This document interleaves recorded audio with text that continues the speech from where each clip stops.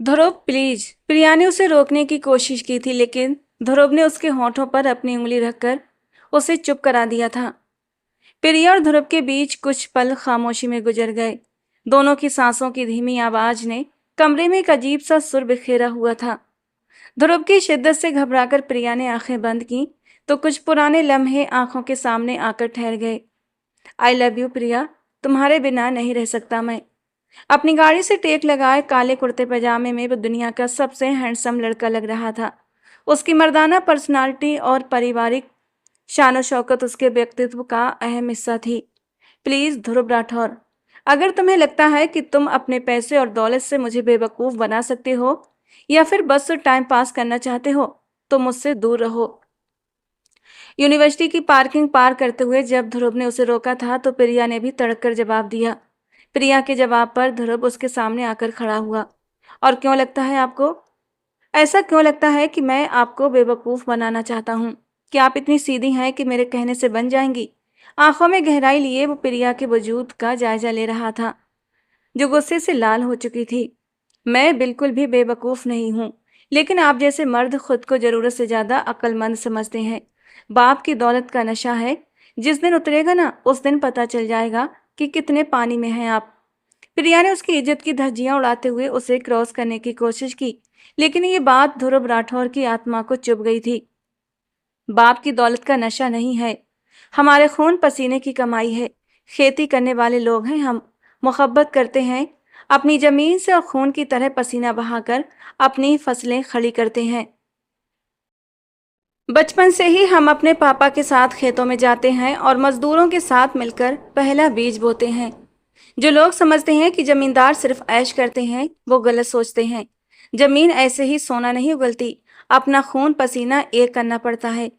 ध्रुव ने हर शब्द चबा चबा कर बोला तो प्रिया के चेहरे पर तंजिया मुस्कान आ गई। खून पसीना आप नहीं बहाते, आपके मजदूर बहाते हैं। आप तो बस उनका खून पीते होंगे। आपके गांव वाले आपके खिलौने हो सकते हैं, लेकिन मैं नहीं बन सकती। अच्छी तरह जानती हूँ अच्छी तरह जानती हूँ मैं कि 4 दिन की दिल्लगी के बाद आप जैसे लोग औरतों के साथ क्या करते हैं। आप जैसे अमीर बिगड़े जमींदार औरत को पैर की जूती के अलावा कुछ भी नहीं समझते।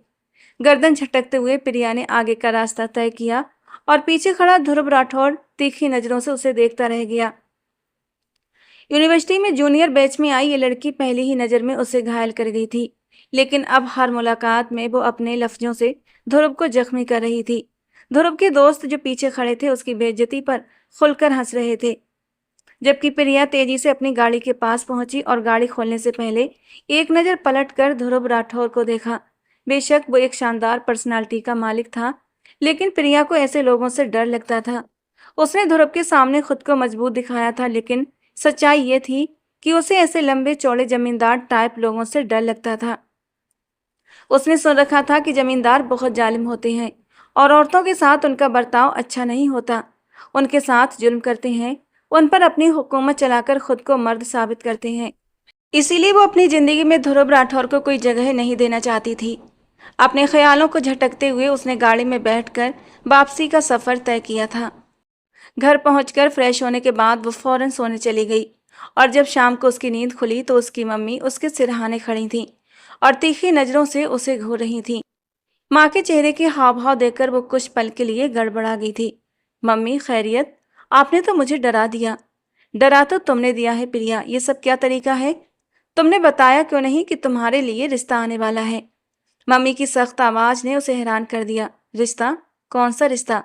प्रिया, हमने तुम्हें हर तरह की आजादी दी है, लेकिन इसका मतलब ये नहीं कि तुम घर किसी को भी बुला लो और हमें बताना भी जरूरी न समझो। अगर पहले बता देती तो हम थोड़ी जानकारी ले लेते। तुम्हारे पापा को कॉल करके ऑफिस से बुलवाया है मैंने। समझ नहीं आ रहा क्या करूं और क्या नहीं। कौन है ये ध्रुव राठौर और कब से जानती हो इसे? उसकी मम्मी के शब्दों ने उसके होश उड़ा दिए थे। ध्रुव ध्रुव राठौर, रिश्ता? वो हैरानी से अपनी मम्मी को देख रही थी कि कहीं अब भी नींद का असर तो नहीं, या फिर जो सुना वो सच है। शायद वो ध्रुव के बारे में सोचते सोचते सो गई थी, इसीलिए उठकर भी उसे वही सब सुनाई दे रहा था। अपना सिर झटकते हुए उसने अपनी आंखें जोर से मली थीं। पूछ रही हूँ तुमसे कुछ। कौन है ये ध्रुव राठौर? किसी को घर बुलाने से पहले माँ बाप से बात कर लेनी चाहिए। अब की बार मम्मी ने नाराजगी से पूछा तो उसे एहसास हुआ कि न ये कोई सपना है न कोई वहम। वो सच में उसके घर के ड्राइंग रूम में मौजूद था, और वो भी अपने माता पिता के साथ। ये सोच कर ही उसके रोंगटे खड़े हो गए थे। अभी कुछ ही घंटे पहले तो उसने उसकी बखिया उधेड़ दी थी, और अब वो रिश्ता लेकर भी चला आया था। बड़ा ही बेशरम और ढीठ इंसान निकला ये ध्रुव राठौर। मम्मी, कसम से मेरा कोई वास्ता नहीं उससे, ना ही मैंने उसे बुलाया है, बल्कि खुद ही मेरे पीछे पड़ा है। प्रिया के माथे पर पसीना चमकने लगा था। उसे लगा कि शायद अपनी बेइज्जती का बदला लेने के लिए वो उसके घर आ धमका है। वो जो ट्राउजर और शर्ट में आराम से सोकर उठी थी, झट से बिस्तर से उठी और शर्ट के ऊपर वाला बटन बंद करते हुए गुस्से में ड्राइंग रूम में जा पहुंची। सोफे पर बैठे ध्रुव राठौर और उसके साथ बैठे उसके माता पिता को देखकर एक पल के लिए वो झिझक गई। ध्रुव की माँ ने सिर पर पूरी तरह साड़ी का पल्ला ओढ़ रखा था। हाथों में ढेरों सोने की अंगूठियां और कड़े चमक रहे थे। उनकी शान उनके बेटे से कुछ कम नहीं थी। कोई भी दूर से देखकर बता सकता था कि वो किसी गांव की जमींदारिन है। और वैसा ही कुछ ध्रुव के पिता का हुलिया भी था। ऊंचा साफा पहने, सुतवा नाक और तेज नजरों से वो प्रिया को देख रहे थे, जो बिना दुपट्टा लिए कमर पर हाथ रखे उन तीनों को घूर रही थी। किसने कहा था तुमसे कि मैं तुमसे शादी करना चाहती हूँ, जो रिश्ता लेकर चले आए? नफरत से कहते हुए उसने ध्रुव की आंखों में आंखें डाली। प्रिया की ये दीदा दिलेरी ध्रुव के माँ बाप को एक आंख नहीं भाई थी। दोनों ने तीखी नजरों से प्रिया को घूरा था। कुछ कहने के लिए ध्रुव की माँ ने मुंह खोला था, लेकिन पास बैठे ध्रुव ने उनका हाथ दबाकर उन्हें चुप रहने का इशारा कर दिया था। और सावित्री देवी गुस्से का घूंट भरकर रह गई थी। उन्हें तो ये लड़की एक आंख नहीं भाई थी। पता नहीं उनके बेटे ने इस लड़की में क्या देख लिया था। हमारे खानदान में लड़कियों से पूछने का रिवाज नहीं है। मेरे बड़े रिश्ता लेकर आए हैं और आपके बड़े जवाब देंगे। ध्रुव ने बहुत ही नरमी से जवाब दिया, जिससे प्रिया चौंक गई। पीछे से उसकी मम्मी भी आ गई थी। प्रिया बेटा जाओ, जाकर कपड़े बदल लो, तुम्हारे पापा आने वाले हैं। बेटी का हाथ पकड़कर उन्होंने उसे जबरदस्ती ड्राइंग रूम से बाहर खींच कर ले आई थी। इतना तो वो समझ चुकी थी कि ये लोग कोई छोटे मोटे लोग नहीं थे, इसीलिए उसका ऐसा रवैया उसकी जिंदगी को मुश्किल में भी डाल सकता था। मम्मी, क्या कर रही हैं आप? पापा के आने से पहले बाहर करिए इन लोगों को, मैंने नहीं बुलाया है किसी को। तल्ख होते हुए वो चीख पड़ी। घर आए मेहमान को भगाया नहीं जाता। तुम्हारे पापा आएंगे तो तरीके से बात कर लेंगे, लेकिन अगर तुम इसी तरह बात करोगी तो ऐसा ना हो ये लोग तुम्हारा जीना मुश्किल कर दें। अभी तुम्हारी यूनिवर्सिटी का पहला साल है। ऐसे लोगों को चोट पहुंचाने से जख्म खुद को लगता है, और मैं नहीं चाहती कि तुम्हारी पढ़ाई में कोई रुकावट आए। प्रिया की माँ एक पढ़ी लिखी और समझदार औरत थी, इसीलिए उन्होंने उसे शांत रहने की सलाह दी। उनके कहने पर प्रिया ने एक सादा सा सूट और दुपट्टा पहन लिया, क्योंकि उसके पापा भी आ चुके थे और अब वो मेहमानों के साथ ड्राइंग रूम में बैठे थे। कुछ देर बाद जब उसके पापा ने उसे बुलाया तो वो गुस्से से ध्रुव को देखती हुई उनके पास जा बैठी। प्रिया हमारी इकलौती बेटी है। हम चाहते हैं कि ये अपनी पढ़ाई पूरी करे और फिर हम उसकी शादी के बारे में सोचें। हमें खुशी है कि आप जैसे इज्जतदार लोगों ने हमें रिश्तेदारी के काबिल समझा, लेकिन अभी मेरी बेटी छोटी है और अभी तो हम इसकी शादी के बारे में सोच भी नहीं सकते। इसकी शादी का दूर दूर तक कोई इरादा नहीं है। उसके पापा ने बात को सलीके से संभालने की कोशिश की, लेकिन सामने ध्रुव राठौर बैठा था, जो खाली हाथ वापस लौटने के मूड में नहीं था। शादी के बाद प्रिया की पढ़ाई पर किसी को कोई ऐतराज नहीं होगा, और वैसे भी उसकी डिग्री 2 साल की है। 1 साल पूरा होने वाला है, दूसरा साल मैं खुद पूरा करवाऊंगा। बहुत आदर से कहते हुए ध्रुव ने प्रिया के पिता के दिल में अपनी जगह बना ली। देखिए भाई साहब, हमारे यहाँ मंगनी वंगनी का रिवाज नहीं, वरना हम कहते कि पहले सगाई कर लें। हम तो शादी की तारीख तय करने ही आए थे, लेकिन अगर आप अभी शादी नहीं करना चाहते तो फिर बात पक्की करके जाएंगे। ध्रुव की माँ ने थोड़े रूखे लहजे में कहते हुए जल्दबाजी दिखाई। हमें सोचने की मोहलत तो दीजिए बहन, बाकी भगवान की मर्जी से जो होगा बच्चों के हक में भला ही होगा। प्रिया के पापा की बात पर ध्रुव के माता पिता खड़े हो गए। ठीक है, फिर 2 दिन के अंदर हमें जवाब चाहिए, क्योंकि उसके बाद हमें गांव वापस लौटना है। उनके जाने के बाद प्रिया के माता पिता परेशान से बैठे थे, क्योंकि प्रिया का कोई भी झुकाव ध्रुव की तरफ नहीं था। लेकिन ध्रुव के अंदाज बता रहे थे कि वो पीछे हटने वालों में से नहीं था। बहुत अमीर और रुतबेदार लोग हैं, ऊंची पहुंच रखते हैं। मुझे डर है कि हमारे इनकार की वजह से कहीं ये हमारे दुश्मन न बन जाएं। प्रिया के पिता को चिंता खाई जा रही थी, लेकिन प्रिया ने साफ इनकार कर दिया था कि वो ये शादी नहीं करना चाहती। अगले 2 दिन यूनिवर्सिटी की छुट्टी थी, इसलिए वो पूरा समय घर पर ही रही। और फिर 2 दिन बाद प्रिया के पिता सुरेश साहब ने फोन करके इस रिश्ते से मना कर दिया था। तीसरे दिन जब सोमवार की सुबह प्रिया यूनिवर्सिटी पहुंची तो उसे पार्किंग एरिया में ही ध्रुव राठौर खड़ा नजर आया। लाल आंखों में बेचैनी लिए वो उसी का इंतजार कर रहा था। उसकी आंखों में रात भर जागने की थकावट साफ दिख रही थी। इनकार की वजह जान सकता हूँ? सीने पर हाथ बांधे वो शिकायती लहजे में पूछने लगा।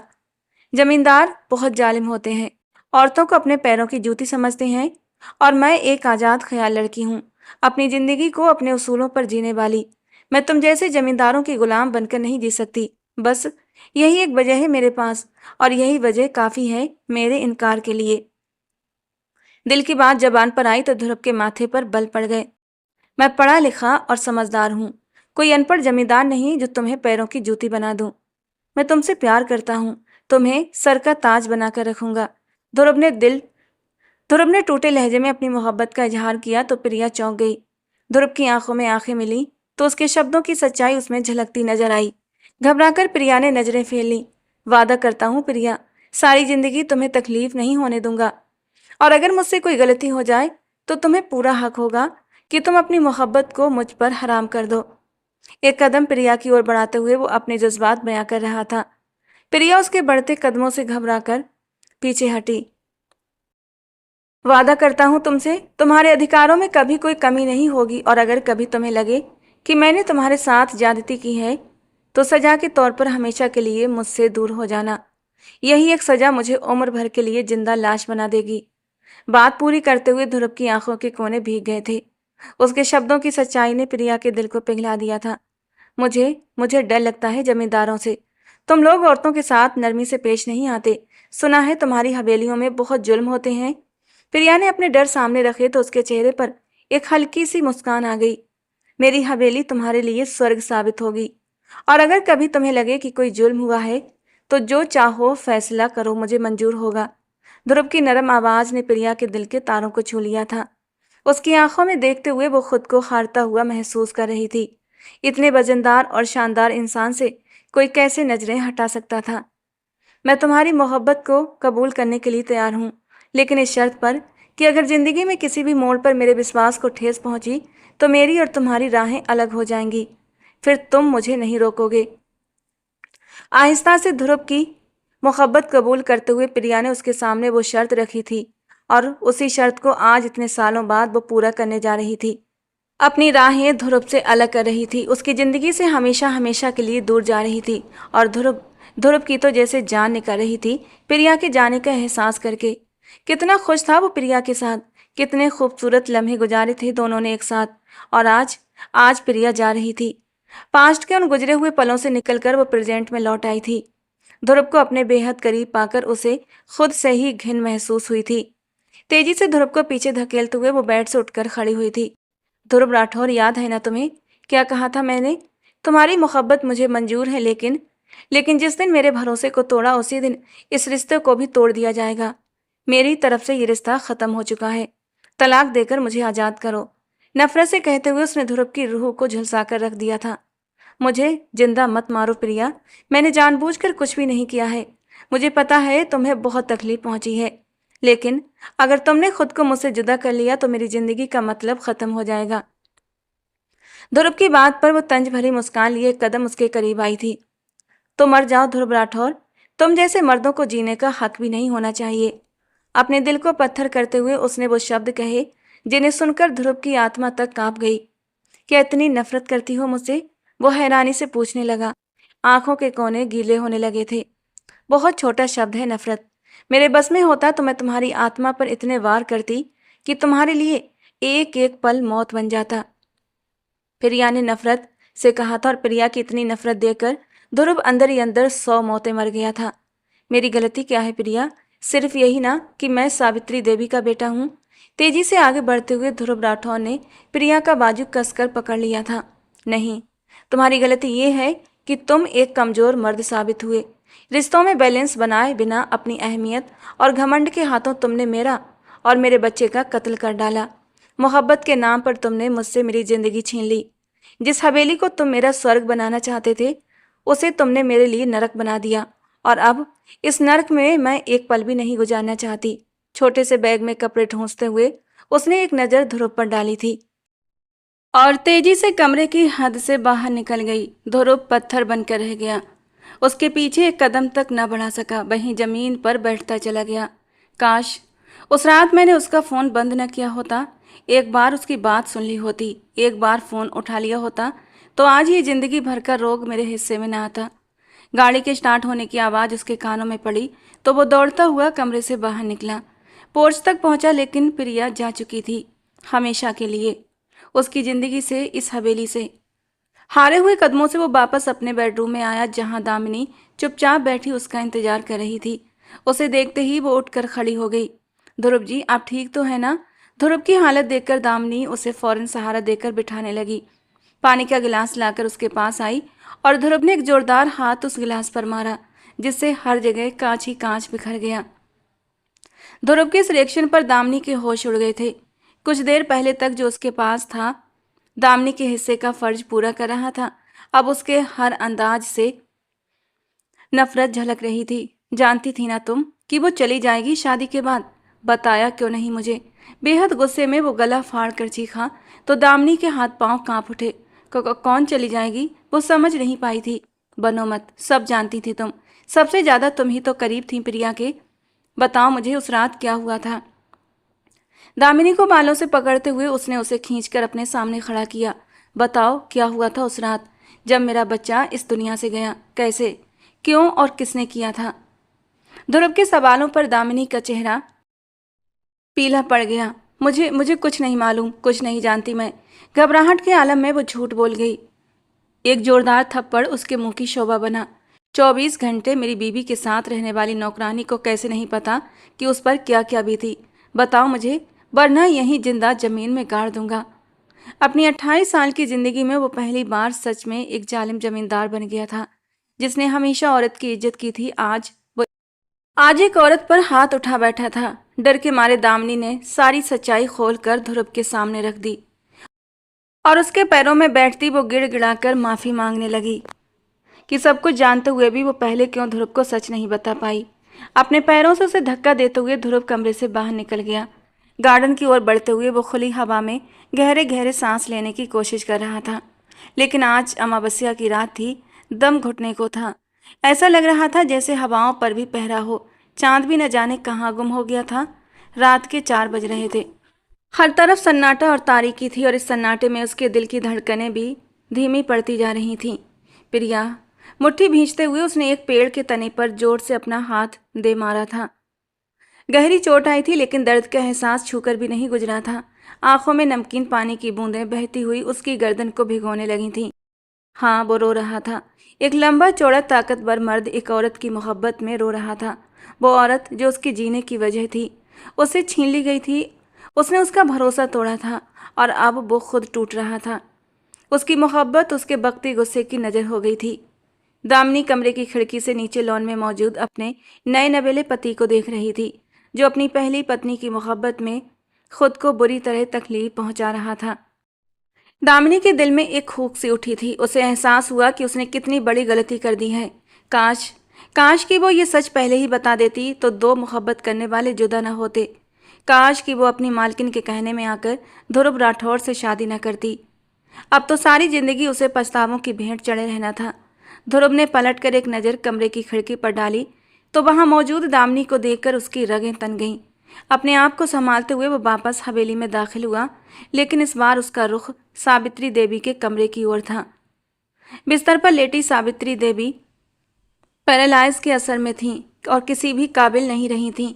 इतने अरसे बाद बेटे को अपने कमरे में देखकर उनकी आंखों में चमक आ गई थी। नौकरों के जरिए उन्हें पता चला था कि ध्रुव की शादी दामिनी से प्रिया ने खुद करवाई है, लेकिन ना तो वो शादी में शामिल हो सकी थीं और ना ही उनके बेटे ने खुद आकर उन्हें इस बारे में कोई खबर दी थी। अब ध्रुव को देखकर बड़ी मुश्किल से अपना एक हाथ हिलाते हुए उन्होंने उसे पास आने का इशारा किया था। उनका इकलौता बेटा था, जो महीनों में कभी एक बार उनके कमरे का चक्कर लगा लिया करता था। धीरे धीरे चलते हुए ध्रुव उनके बिस्तर के करीब पहुंचा था। लेकिन पास जाकर नहीं बैठा, क्योंकि आपने मेरे साथ ऐसा। इकलौता बेटा था मैं आपका और आपने मुझसे सब कुछ छीन लिया। जानती थी ना आप कि प्रिया के बिना मैं अधूरा हूँ। उसकी मोहब्बत मेरे दिल में बसती है मामा, और उसे आप उखाड़ नहीं सकती थीं। इसीलिए आपने गलत फहमियों के ऐसे बीज बोए कि आज हम दोनों दो अलग अलग रास्तों के मुसाफिर बन चुके हैं। बधाई हो आपको। पूरे 3 साल बाद आप अपने मकसद में कामयाब हो गईं। आपने मुझसे मेरी औलाद और फिर मेरी बीबी छीन ली, मेरी मोहब्बत। मेरी ज़िंदगी चली गई है इस घर से, मेरी ज़िंदगी से। तलाक की मांग की है उसने मामा। बुरी तरह वो फूट फूट कर बच्चों की तरह रोने लगा और सावित्री का दिल धड़कना भूल गया। अपने रौब और जलाल, अपने मर्तबे के जोर में उन्होंने इकलौते बेटे को किस दलदल में धकेला था, इसका एहसास आज बेबसी की हालत में बिस्तर पर पड़े उन्हें अच्छे से हो रहा था। वो ध्रुव को आवाज़ देने की कोशिश करने लगीं, लेकिन उनका मुंह टेढ़ा हो चुका था। जबान काम नहीं करती थी, इसलिए बस आंखों से आंसू बहते चले गए। 2 साल पहले अपने पति को खोने के बाद वो अपने इकलौते बेटे को खोने का हौसला नहीं रखती थीं, लेकिन अपने ही हाथों से उन्होंने अपने बेटे को मौत के मुंह में धकेलने की पूरी कोशिश की थी। कुछ देर तक बच्चों की तरह रोने के बाद ध्रुव उनके कमरे से बाहर निकल गया और वो उसे जाता देखती रह गई। और फिर धीरे धीरे अतीत ने उनकी याददाश्तों को जख्म देने शुरू कर दिए।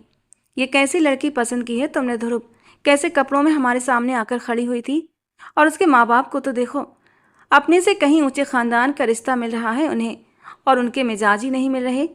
एक बार फिर कह रही हूँ तुम्हें, शादी हमारे अपने खानदान में ही करो। ये बाहर से लड़की लाने की कोई ज़रूरत नहीं है।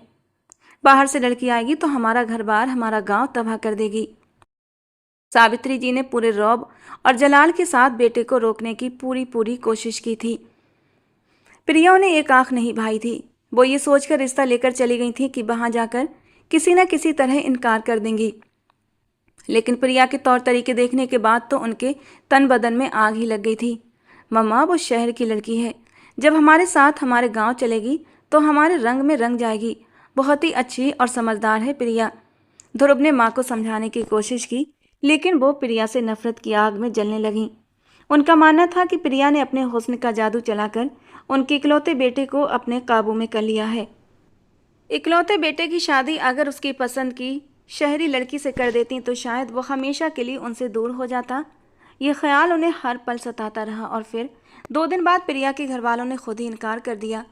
ये सुनकर उनके दिल को तसल्ली हुई थी और अपना सामान समेटकर वो अपने पति के साथ दोबारा गांव लौट गईं। गांव पहुंचते ही उन्होंने अपनी बचपन की सहेली की बेटी हर्षिता से ध्रुव के रिश्ते की बात चलानी शुरू कर दी। लेकिन तीसरे ही दिन ध्रुव की ओर से खबर आ गई कि प्रिया के घर वालों ने हाँ कर दी है, और ये सुनकर तो उनके कदमों तले से जमीन निकल चुकी थी। ध्रुव, लेकिन हमने तो हर्षिता के साथ तुम्हारा रिश्ता तय कर दिया है। वापस गांव आओ, हमें रस्म करनी है। जब वो लोग इनकार कर चुके थे तो अब अचानक हाँ कैसे कह दी? खानदानी लोगों के ये तौर तरीके नहीं होते। सख्ती से उन्होंने ध्रुव को रोकने की कोशिश की, लेकिन वो माँ से कहीं ज़्यादा अपने बाप का लाडला था। दिनेश राठौर को जब पता चला कि प्रिया के घर वालों ने हाँ कर दी है तो उन्होंने अपनी बीबी को चुप करवा दिया। तुम्हें क्या जल्दी थी सावित्री, इतनी जल्दी हर्षिता के लिए रिश्ता डालने की? बेटे की मोहब्बत से परिचित होकर भी कैसे ऐसी हरकत कर सकती हो तुम? इकलौता बेटा है ध्रुव मेरा, गद्दी नशीन, इस पूरे गांव का बारिश। उसका दिल तकलीफ में होगा तो वो किसी भी चीज़ को संभाल नहीं सकेगा। उसका दिल टूटने से हमारा घर और ये गांव सब बिखर जाएगा। तो बेहतर यही है कि तुम अपनी दोस्त को इनकार कर दो। हम दोबारा शहर जाएंगे और बहू के हाथों में अपने खानदानी कंगन डाल देंगे। दिनेश राठौर की बात पर मजबूरन सावित्री जी को चुप होना पड़ा, लेकिन दिल में नफरत का ऐसा बीज पड़ चुका था कि उनकी आंखें तक जहर उगलने लगीं। तुम्हें क्या लगता है प्रिया, अपनी अदाओं से तुम मेरे बेटे को अपना दीवाना बनाकर रखोगी और मैं चुपचाप देखती रहूँगी? एक बार इस गांव की दहलीज पार करो, फिर मैं तुम्हें अच्छी तरह बताऊंगी कि सावित्री देवी कौन है। नफरत की आग में जलती सावित्री जी ने प्रिया को निशाना बनाने का इरादा कर लिया था। प्रिया की हाँ सुनते ही ध्रुव ने फौरन अपने माँ बाप को गांव से शहर बुलाया था और प्रिया के हाथों में वो खानदानी कड़े पहना दिए गए जो उनके खानदान की निशानी थे। प्रिया के हाथों में मौजूद कड़े ध्रुव के दिल को अंदर तक सरशार कर गए थे। 1 साल बाद डिग्री पूरी होते ही उन दोनों की शादी थी और ये 1 साल उनकी ज़िंदगी का सबसे हसीन समय रहा था। ध्रुव ने हर कदम पर, हर लम्हे पर उसे एक सुरक्षा का एहसास दिया था। उसकी हर बात को वो सर आंखों पर रखता और कभी उसे तकलीफ ना होने देता। धीमे धीमे प्रिया के दिल में भी मोहब्बत की कौपलें फूटती चली गईं और ध्रुव की मोहब्बत उसके वजूद का एक खास हिस्सा बन गई। उनकी शादी का दिन आया और वो रुखसत होकर गांव की खूबसूरत हवेली में दुल्हन बनकर चली आई। सावित्री जी ने उसे सुहाग की सेज पर बिठाते हुए तिरस्कार भरी नज़रों से देखा था। अपने तौर तरीके भूलकर इस हवेली के तौर तरीके जितनी जल्दी सीखोगी उतना ही तुम्हारे हक में बेहतर होगा। न जाने मेरे बेटे ने क्या देख लिया तुम्हारे अंदर जो तुम्हें पसंद कर लिया। अपने शब्दों से उन्होंने प्रिया को पहली ही रात ये यकीन दिला दिया कि उनके दिल में प्रिया के लिए कितनी नफरत थी। उनके कमरे से जाते ही ध्रुव राठौर कमरे में चला आया था। आंखों में बही मोहब्बत, बही शोखी, उसके हर अंदाज से इश्क झलकता था। प्रिया के करीब आते ही अपनी सारी हदें पार करते हुए ध्रुव राठौर ने उसे अपनी बाहों में समेट लिया था। आई लव यू मिसेज प्रिया राठौर। उसकी धीमी सी सरगोशी पर प्रिया के दिल की धड़कनों ने तूफान मचा दिया था। जब मोहब्बत मिल जाए तो वो अमर हो जाती है। आज उनकी मोहब्बत भी अमर हो रही थी। वो तो अपनी मोहब्बत को पाने के लिए कब से बेताब हो रहा था और आज जब उसकी मोहब्बत उसकी दुल्हन बनकर उसके सामने बैठी थी तो खुद पर काबू न रख सका और बेचैन होकर उसके नाजुक से लबों पर झुक गया। ध्रुव की भावनाओं की तीव्रता सह न सकी तो प्रिया ने उसे जल्दी से पीछे हटाया। खबरदार जो इतनी बेताबी दिखाई, पहले मेरा तोहफा। उसने हाथ आगे बढ़ाया और ध्रुव ने अपने होठों को उसकी हथेली की पीठ पर टिका दिया। मोहब्बत की रोशनी चारों ओर फैल गई थी। प्रिया घबराकर उससे दूर होते हुए पलंग से उठकर खड़ी हुई थी। बहुत थक गई हूँ, मैं फ्रेश होकर आती हूँ। वो जानती थी कि वो ध्रुव की भावनाओं की गर्मी सह नहीं पाएगी, इसीलिए बुरी तरह घबरा रही थी। लेकिन ध्रुव भला इतनी आसानी से उसे छोड़ने वाला कब था। जैसे ही वो वॉशरूम में दाखिल हुई, ध्रुव ने दरवाजे पर हाथ रखकर उसे लॉक करने से रोक दिया। प्रिया ने सवालिया नज़रों से उसकी ओर देखा तो शरारत से मुस्कुराते हुए ध्रुव ने दरवाजे को धकेलते हुए उसके पीछे अंदर कदम रख दिए। वादा किया था ना मैंने, एक पल के लिए भी तुम्हें अकेला नहीं छोड़ूंगा। तो ऐसा कैसे हो सकता है कि ध्रुव राठौर अपना वादा ना निभाए। उसके होठों पर एक शरारती मुस्कान थी। उसके होठों पर उंगली फेरते हुए आंखों में शरारत लिए वो उसे दीवार से सटा चुका था। ध्रुव, बेतरतीब होती सांसों ने प्रिया ने खुद से दूर करने की कोशिश की थी, लेकिन ध्रुव की आंखों में मोहब्बत की लौ चमक रही थी। वो सिर्फ प्रिया से मोहब्बत नहीं करता था बल्कि दीवानगी की हदों तक उसे चाहने लगा था। वो उसकी ज़िंदगी में आने वाली पहली और आखिरी लड़की थी जिसने उसे यह एहसास दिलाया था कि वो दिल रखने वाला एक इंसान है। वरना जिस जमींदाराना माहौल से उसका संबंध था वहाँ औरतों को सिर्फ एक ज़रूरत की चीज़ ही समझा जाता था। लेकिन पहली बार उसने किसी लड़की को देखकर जाना था कि जज्बात क्या होते हैं। ध्रुव की शिद्दत से पिघलती हुई प्रिया ने खुद को उसके हवाले कर दिया था। ध्रुव ने शावर ऑन कर दिया और दोनों शावर के नीचे भीगने लगे थे। धीरे से प्रिया को कमर से पकड़ते हुए वो अपने करीब कर चुका था और उसकी गर्दन पर अपने होंठ रखते हुए उसके नाजुक वजूद को महसूस करने लगा। धीरे धीरे वो उसे हर चीज़ से आज़ाद करता चला गया था और प्रिया शर्म से सिमटी हुई उसके चौड़े सीने में लिपट गई थी। शावर जेल उसकी पीठ पर लगाते हुए जब उसके हाथ फिसलते हुए उसकी धड़कनों तक पहुँचे तो प्रिया आंखें बंद करके गहरी सांसें ले रही थी और इन सांसों का उतार चढ़ाव उसकी धड़कनों को और भी खूबसूरत बना रहा था। और ध्रुव बुरी तरह बेताब होता हुआ उसकी नरम धड़कनों पर झुक चुका था। ध्रुव इतनी बेबाकी से प्रिया को छू रहा था, प्रिया तो दंग रह गई थी क्योंकि पूरे 1 साल तक वो ध्रुव के साथ यूनिवर्सिटी में रही थी और ध्रुव ने कभी भी उसके वजूद पर गहरी नज़र नहीं डाली थी। लेकिन आज तो वो जैसे हर शर्म को पीछे छोड़ आया था। अपनी बाहों में उठाकर वो प्रिया को अंदर रूम में लेकर आया था और फिर बेड पर बड़े ही आराम से लिटा दिया। धीमी धीमी गुजरती उस रात ने उनके बीच एक नई संगीत की धुन छेड़ दी थी। 2 दिल एक ही सुर में धड़कने लगे थे। सुबह का सूरज निकला तो ध्रुव की शिद्दतों में भी कुछ ठहराव आ गया था। प्रिया थकान से चूर गहरी नींद में उसकी ही बाहों में सो रही थी। ध्रुव ने धीरे से उसे तकिए पर लिटा दिया और साइड टेबल की दराज खोलकर एक सिगरेट निकाल कर होठों में दबा ली। नींद उसकी आंखों से कोसों दूर थी। प्रिया को पा लेने की खुशी ने उसे एक अलग ही ताकत दे दी थी। सिगरेट सुलगाते ही वो कमरे से जुड़े टेरेस की ओर बढ़ा था। सूरज की किरणें अब भी ठंडी थीं और चिड़ियों की चहचहाहट फिजा को एक खूबसूरत सी रौनक दे रही थी। वो यूं ही रेलिंग पर हाथ टिकाए धीरे धीरे सिगरेट का धुआं हवा में उड़ाने लगा। दूर तक फैले हरे भरे खेत और बगीचे उसकी आंखों को ठंडक पहुंचा रहे थे। उसने गहरी सांस लेकर आंखें बंद की ही थीं कि मेहंदी लगे दो नाजुक हाथों ने उसकी कमर को अपने घेरे में ले लिया। उसने हैरानी से गर्दन मोड़ी तो पीछे उसकी दुनिया, उसकी प्रिया उसकी बाहों में समेटे खड़ी थी।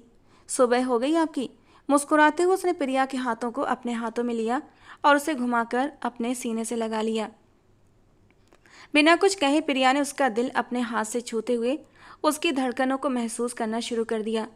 गांव है ये, माय स्वीट हार्ट, यहाँ ये सब खुलेआम नहीं चलता। धीरे से प्रिया को थामे वो उसे कमरे के अंदर लेकर आया और शीशे का दरवाजा बंद करके पर्दे गिरा दिए। उसकी बात पर प्रिया के होंठों पर भी मुस्कान ठहर गई। बहुत डर है आपको अपने लोगों का? प्रिया ने उसकी नाक खींचकर पूछा तो वो जोर से हंस पड़ा। अपने लोगों का डर नहीं है, आपकी इज्जत की फिक्र है। आप सिर्फ ध्रुव राठौर की पत्नी नहीं हैं, बल्कि इस पूरे गांव की मालकिन भी हैं। आपका रुतबा और आपकी हैसियत सबसे अलग है और इसीलिए आपको अपना मकाम समझना होगा। गांव में खुलेआम यूं मर्द औरत एक दूसरे के करीब नहीं होते। यहाँ इज्जत और शर्म को सबसे ऊपर रखा जाता है। ध्रुव ने मोहब्बत से भरे लहजे में उसे समझाया था। तो क्या इज्जत को मोहब्बत से भी ऊपर का दर्जा हासिल है? हैरानी से पूछती प्रिया उसकी शर्ट के बटन छेड़ने लगी। हाँ बिल्कुल, मेरी मोहब्बत से ऊपर आपकी इज्जत है और आपकी इज्जत मेरे लिए सबसे अहम है। घमंड से नहीं बल्कि गौरव से कहे गए उसके अल्फाजों ने एक बार फिर प्रिया का दिल घायल कर दिया था। यही अंदाज, यही बातें तो प्रिया को उसकी ओर खींच लेती थीं। वो सबसे अलग था, सबसे जुदा। उसकी नज़रों में वो जज्बात थे जो एकदम पवित्र होते थे। उसने मोहब्बत को महरम बनाकर उसे अपने करीब कर लिया था। दूसरे लड़कों की तरह उसने मोहब्बत को खेल नहीं समझा था। तभी तो आज प्रिया उसके पहलू में उसकी जीवन संगनी बनकर बैठी थी। दरवाजे पर हुई दस्तक ने उनके बीच के इन हसीन लम्हों का जादू तोड़ दिया था। ध्रुव ने उससे थोड़ा फासला बनाया और प्रिया ने उठकर दरवाजे का लॉक खोला। सामने ही सावित्री जी खड़ी थीं और उनके पीछे एक बेहद खूबसूरत 15 साल की लड़की। शोलों सी जलती निगाहों से सावित्री ने प्रिया को देखा, जिसके भीगे बाल उनकी निगाहों का केंद्र बने हुए थे। ये दामिनी है प्रिया, तुम्हारी नौकरानी। तुम्हारे छोटे बड़े सब काम आज से यही करेगी। ध्रुव की गैर मौजूदगी में ये हर वक्त तुम्हारे कमरे में रहेगी और उसकी मौजूदगी में कमरे के बाहर। सावित्री की बात सुनकर प्रिया को कुछ अजीब सा लगा। उसे आदत नहीं थी अपना काम किसी और से करवाने की, और फिर 24 घंटे एक नौकरानी को सिर पर सवार रखना प्रिया के लिए और भी मुश्किल था। उसने शहर की आज़ाद जिंदगी गुजारी थी, इसलिए वो बिना कुछ सोचे समझे ही सावित्री देवी के सामने बोल पड़ी। मैं अपना काम खुद कर सकती हूँ, मुझे किसी नौकरानी की ज़रूरत नहीं है। मैं कंफर्टेबल भी नहीं रहूँगी। प्रिया की बात पर सावित्री देवी का चेहरा गुस्से से लाल पड़ गया था। ध्रुव, अपनी बीवी को समझा लो कि इस घर की और इस खानदान की बड़ी मैं हूँ। इस पूरे गांव और हवेली की मालकिन हूँ मैं। यहाँ मेरा हुक्म चलता है। मेरे सामने आइंदा इस तरह के जवाब मत देना। सावित्री देवी के रौबदार लहजे ने प्रिया को न सिर्फ हैरान किया बल्कि वो घबरा भी गई थी। ससुराल में पहले ही दिन सास ने किसी तरह की भिड़ंत वो नहीं चाहती थी। ममा, आप बिल्कुल भी परेशान मत हों, वो अभी नई है, यहाँ के तौर तरीके समझ जाएगी। ध्रुव ने अपने तरीके से माँ को संभालने की कोशिश की। बेटे की बात सुनकर सावित्री देवी वापस जाने के लिए मुड़ी तो फिर एक बार उनकी नज़रें प्रिया के खूबसूरत सजीले रूप पर ठहर गईं। और हाँ, अपनी बीवी को बता दो कि हमारे यहाँ सुबह 7 बजे सब एक साथ नाश्ता करते हैं और उसके बाद हवेली की औरतों को अपनी जिम्मेदारियाँ निभानी होती हैं। घरदारी नहीं, लेकिन गांव के बहुत सारे मसले होते हैं जिन्हें इस खानदान की औरतें देखती हैं। अब जब ये यहाँ आ ही गई है तो जितनी जल्दी हो सके सब कुछ सीख ले, इसी में इसकी भलाई है। शहर की औरतों की तरह यहाँ 10-11 बजे तक अपने कमरे से बाहर निकलने की गलती ना करे। सावित्री देवी तिरस्कार से आखिरी नज़र प्रिया पर डालती हुई कमरे से बाहर निकल गई थी और प्रिया को बहुत अच्छे से अंदाज़ा हो गया था कि आने वाले दिनों में उसके लिए कैसी मुश्किलें खड़ी होने वाली हैं। बीबी जी, मैं कमरे के बाहर ही खड़ी हूँ, आपको जैसे ही ज़रूरत हो आवाज़ दे दीजिएगा। 15 साल की नीली आंखों वाली दामिनी ने बेहद सम्मान से कहा और तुरंत बाहर चली गई और प्रिया चुपचाप उसे जाते हुए देखती रह गई। ध्रुव प्लीज, एक 14-15 साल की बच्ची है दामिनी, मैं उससे अपने काम कैसे करवा सकती हूँ? ये उसकी पढ़ाई लिखाई की उम्र है। प्रिया को दामिनी के लिए बेहद अफसोस हो रहा था। प्रिया, गांव की सारी लड़कियां इसी उम्र से हवेली में नौकरानी बनती हैं और जो हवेली में नहीं आती वो अपने मर्दों का हाथ बटाती हैं।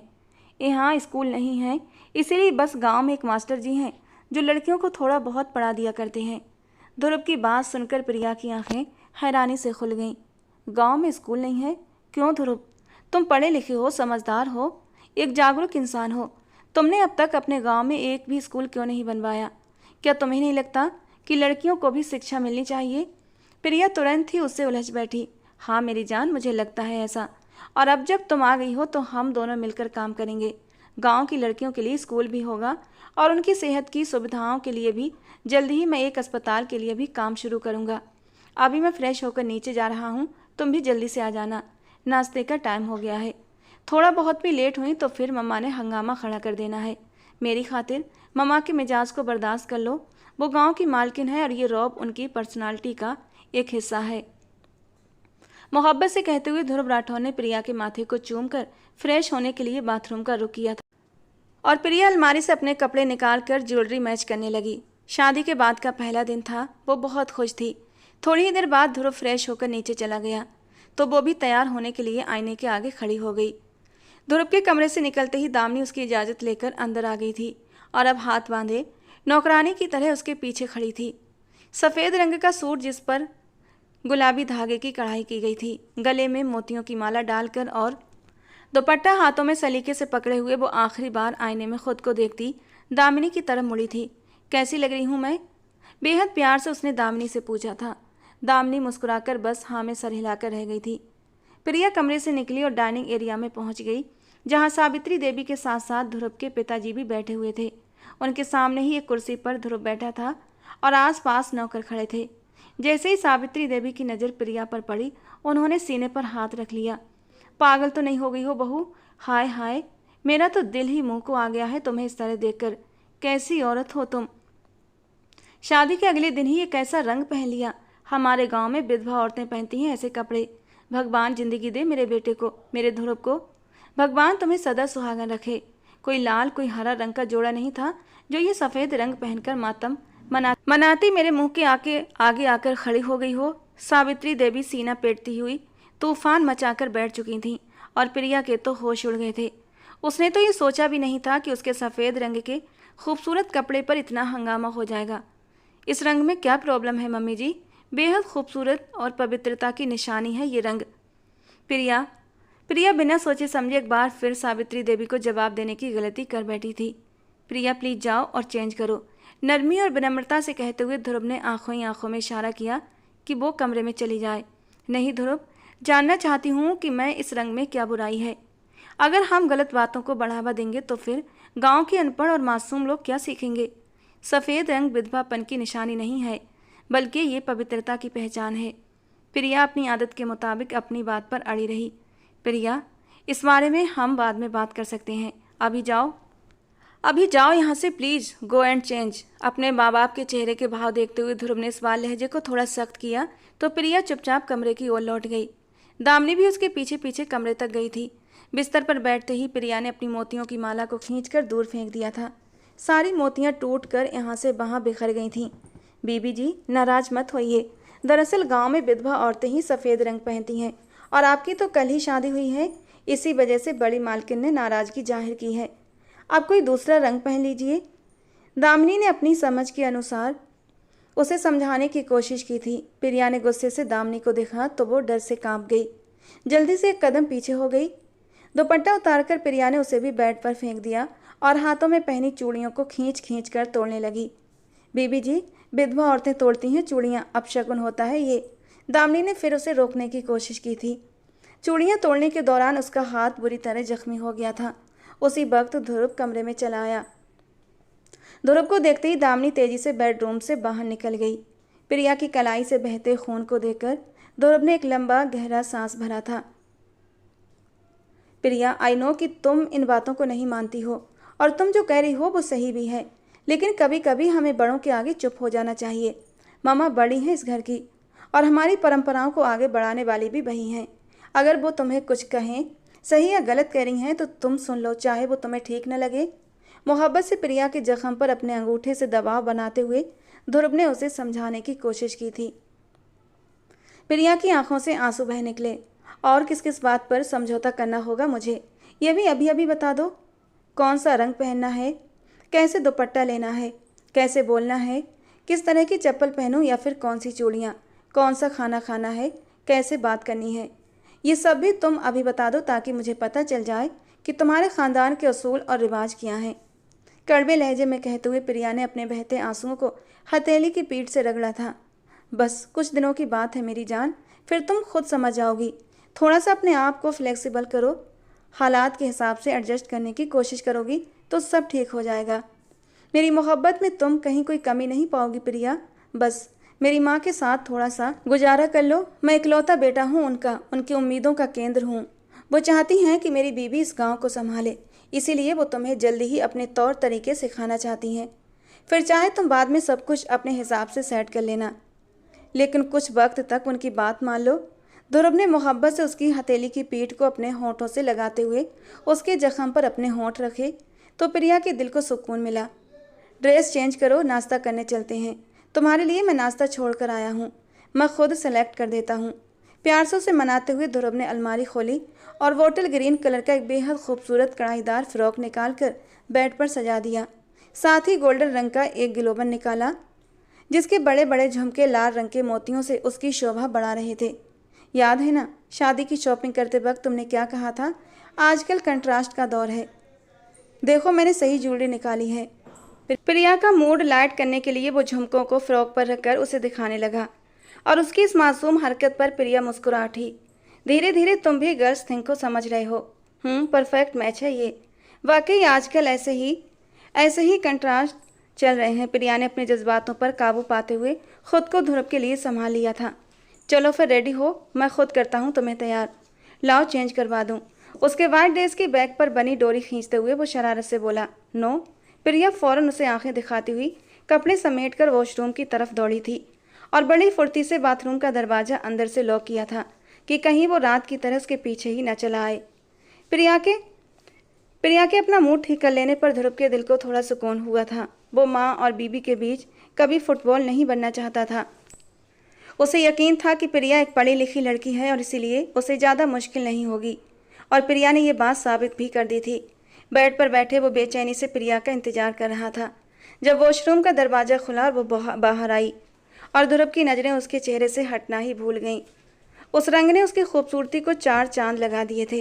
धीमे धीमे कदम उठाता वो प्रिया के करीब आया, जो स्वाभाविक रूप से अपने आप में ही शर्मा गई थी। अब तो ज्यादती कर रही हो तुम मेरे साथ। ऐसे तो मेरा दिल चाहेगा कि सूरज फिर से डूब जाए, रात का अंधेरा फैल जाए और मैं कमरे का दरवाज़ा लॉक करके तुम्हारे इस नाजुक और खूबसूरत से वजूद में फिर से डूब जाऊं। कहते कहते ध्रुव राठौर ने अपने होंठ उसकी गर्दन पर रख दिए। ध्रुव, अभी तो भूख लग रही थी आपको। शर्माकर पीछे हटते हुए प्रिया ने गहनों का डिब्बा उठा लिया। ध्रुव ने उसके हाथ से डिब्बा लेकर खुद अपने हाथों से उसके गले में हार पहनाया, फिर झुमके भी पहनाए और फिर उसके बालों को अपने हाथों से ब्रश भी किया। ड्रेसिंग टेबल से टेक लगाए उसे दीवाना होकर देखता रहा। लिपस्टिक चेंज करूं? प्रिया ने वाइट ड्रेस के हिसाब से लाइट शेड लगाया था, इसलिए सवालिया निगाहों से पूछा। रेड अच्छी लगेगी। ध्रुव ने सुझाव देते हुए मेकअप बॉक्स से रेड कलर की लिपस्टिक ढूंढ निकाली। प्रिया ने टिश्यू पेपर उठाया ताकि पुरानी लिपस्टिक हटा सके, लेकिन ध्रुव ने झट से उसके हाथों से टिश्यू छीन लिया। क्या कर रही हो? नज़दीक आते हुए वो खुमार भरे लहजे में बोला। ये लिपस्टिक हटाऊंगी तभी तो रेड लगाऊंगी ना, मासूमियत से कहती प्रिया ने फिर से टिश्यू लेने की कोशिश की। इसे हटाने के और भी कई तरीके हैं, तुम्हें ये टिश्यू ही मिला। रोमांटिक अंदाज में जब वो उसके करीब हुआ तो प्रिया एक पल में उसकी बात का मतलब समझ गई थी। पीछे हटते हुए बोली, शट अप ध्रुव। उसका चेहरा गुलनार हो गया था और ध्रुव का ठहाका गूंज उठा। जाने मन, हक रखते हैं हम तुम पर। ध्रुव ने कसकर उसकी कमर को अपनी बाहों में भर लिया। ध्रुव, अगर कोई बदतमीजी की ना तो मैं तुम्हारे सफ़ेद कुर्ते से अपने होंठ साफ कर दूंगी। प्रिया ने आईब्रो चढ़ाते हुए धमकी दी तो ध्रुव की हंसी और बढ़ गई। ये धमकी नहीं, मोहब्बत लग रही है। हम तो चाहते हैं कि तुम हमें अपने रंग में रंग दो। ध्रुव कहाँ पीछे हटने वाला था। इससे पहले कि वो अपने कहे को पूरा करता, कमरे के दरवाजे पर नॉक हुई और साथ ही दामिनी की आवाज़ आई, जो अंदर आने की इजाज़त मांग रही थी। ध्रुव तुरंत पीछे हटते हुए अपने बालों में हाथ फेरने लगा। प्रिया ने शरारत से मुस्कुराकर उसे देखा। उसकी नाकामी पर उसे बहुत खुशी हुई। जल्दी से टिश्यू से पुरानी लिपस्टिक साफ करते हुए उसने रेड शेड लगाना शुरू कर दिया और तभी दामिनी अंदर आ गई। बड़ी मालकिन कह रही हैं कि जल्दी ही गांव की औरतें छोटी मालकिन से मिलने के लिए आने वाली हैं, इसीलिए वो अच्छे से तैयार हो जाएं और ये जेवर भी पहन लें। हाथ में पकड़े डिब्बे दामिनी ने ड्रेसिंग टेबल पर रखे और हैरत से अपनी नई मालकिन को देखने लगी, जो इस लिबास में पहले से कहीं ज़्यादा खूबसूरत लग रही थी। काश मेरी ज़िंदगी में भी कभी ऐसी बहार आ जाए। एक नज़र दामिनी ने ध्रुव की रौबदार पर्सनालिटी पर जा डाली और उसके दिल में एक हुक सी उठी। उस जैसी किसानों की बेटियों की किस्मत में कहाँ इतनी शान शौकत होती है कि वो किसी हवेली में मालकिन बनकर रहें, लेकिन दामिनी हमेशा से ऐसे ही ख्वाब सजाती थी।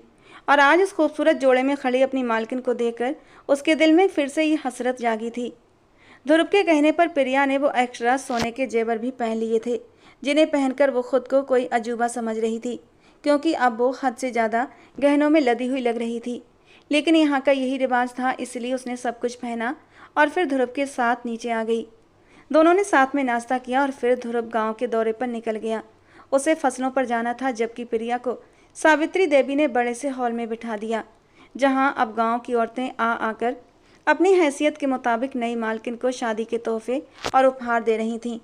दामिनी लगातार उसके साथ खड़ी रही और वो हैरानी से गांव की उस औरतों को देखती रही, जो उसे ऊंची पायदान पर बिठाकर उसके पैरों को छूने से भी नहीं हिचक रही थीं, जबकि ये सब प्रिया के लिए बिल्कुल भी नॉर्मल नहीं था। सारा दिन ऐसे ही सावित्री देवी के साथ चुपचाप कट गया और जब शाम हुई तो ध्रुव अपने कामों से फुर्सत पाकर हवेली लौट आया।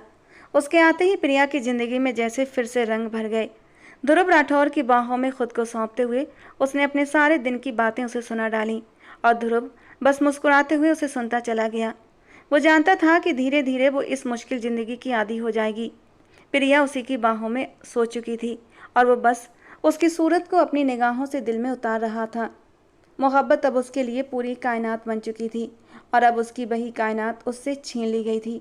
उसकी आंखों के सामने उसकी दूसरी बीवी दामिनी मौजूद थी, जो डरी सहमी बिस्तर पर बैठी उसके कहर का इंतजार कर रही थी, क्योंकि उसने खुद सारी सच्चाई ध्रुव के सामने रख दी थी और अब उसे अच्छी तरह मालूम था कि उसका रिश्ता कुछ ही दिनों का मेहमान है। सिगरेट पर सिगरेट सुलगाते ध्रुव ने आंखें बंद कर पूरे कमरे को धुएं से भर दिया था।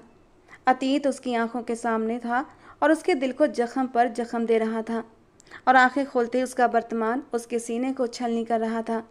कैसे कर सकता था वो प्रिया के साथ ऐसा? कैसे उसने दामिनी से शादी कर ली? काश कि उस रात ने उसकी ज़िंदगी को इस कदर न बदला होता। कितनी हसीन ज़िंदगी थी प्रिया के साथ, और फिर उसकी खुशियों को किसी की नज़र लग गई।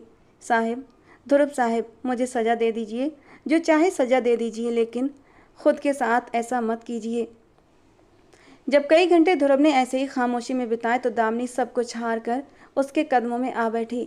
जान ले लीजिए मेरी, गला घोंट दीजिए मेरा, लेकिन खुद को यूं मत तड़पाइए। दामिनी ने उसके पैरों को मजबूती से पकड़कर अपने लिए सजा का चुनाव किया था। उसकी आवाज़ पर ध्रुव ने आंखें खोल कर बस एक नज़र उस पर डाली थी। तुम्हें क्या सजा दूं दामिनी? तुमसे ज़्यादा गुनहगार मैं हूँ। तुमने तो बस सच्चाई छिपाई थी, लेकिन मैंने उसकी उम्मीदों का कत्ल कर दिया।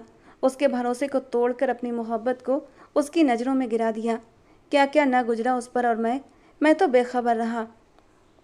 सिगरेट को अशरे में मसल कर वो दोनों हाथों से अपना चेहरा ढांप कर बच्चों की तरह रोने लगा था। उसकी ये हालत दामिनी को तड़पा रही थी। पता है दामिनी, जिन्हें मोहब्बत बहुत आसानी से नसीब हो जाती है ना, उन्हें उसकी कदर करना नहीं आता। ध्रुव को बीते एक एक पल का पछतावा हो रहा था। प्रिया के साथ उसकी शादीशुदा ज़िंदगी की शुरुआत कितनी खूबसूरत हुई थी, उतनी ही ज़्यादा व्यस्त भी। लेकिन अपनी बिजी ज़िंदगी में भी वो प्रिया के लिए खुशियाँ ढूंढने से बाज नहीं आता था, और वो प्रिया की ज़िंदगी की सबसे बड़ी खुशी उसे देना चाहता था। इस गांव में एक स्कूल बनवाकर वो प्रिया की हर छोटी से छोटी ख्वाहिश को पूरा करना चाहता था।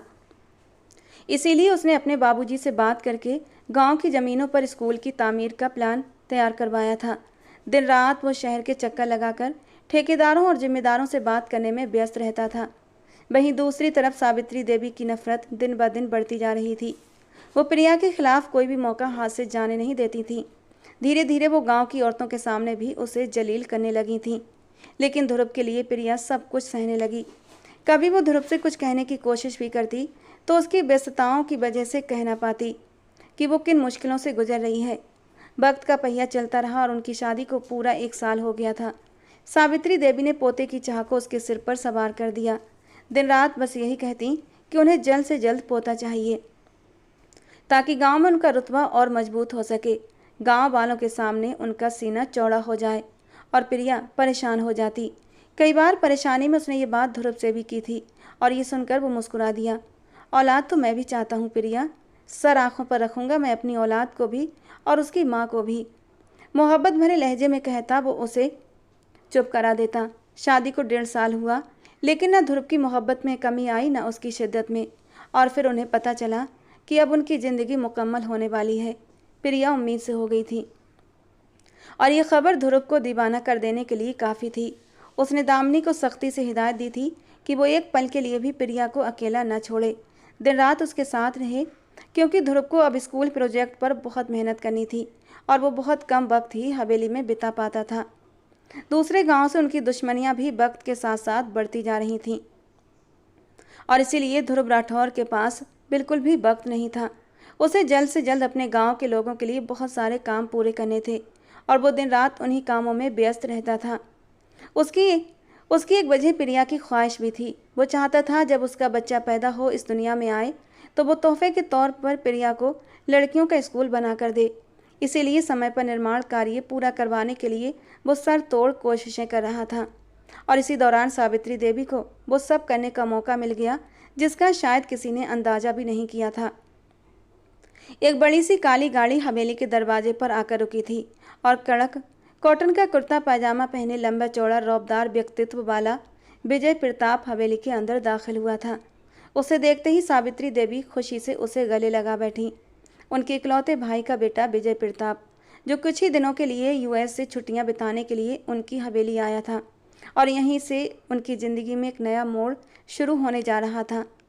नेवी ब्लू कलर की खूबसूरत साड़ी में सामने से सीढ़ियां उतरती हुई लड़की को देखकर विजय प्रताप की आंखों में चमक पैदा हुई थी।